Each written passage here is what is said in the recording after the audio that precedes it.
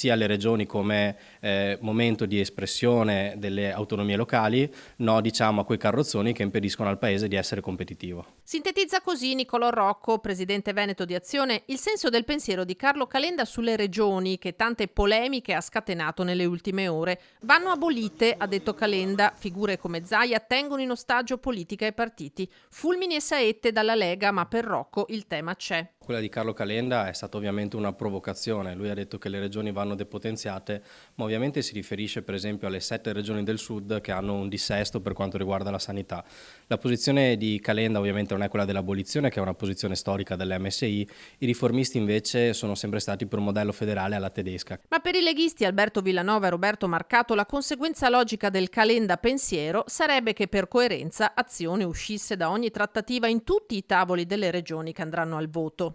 E io ricordo Marcato dire che Forza Italia non faceva parte della coalizione in regione, ricordo Marcato dire che non deve esserci una lista del presidente e ricordo Marcato dire che il candidato presidente del centrodestra doveva essere scelto in Veneto.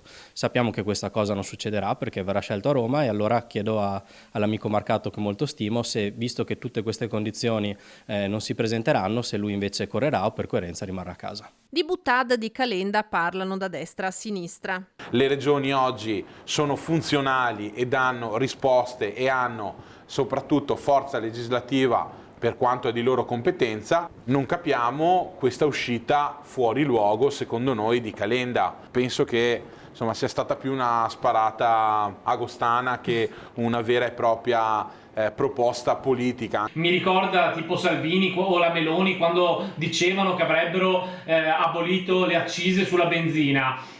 Sono cose che poteva dire la Meloni quando aveva il 4%, adesso che ha più del 20% si guarderebbe bene da dire aboliamo le accise sulla benzina. Pelloni però non butta tutto il ragionamento, anche perché in Veneto Azione è in predicato di trovare un accordo proprio con il candidato di centrosinistra Giovanni Manildo.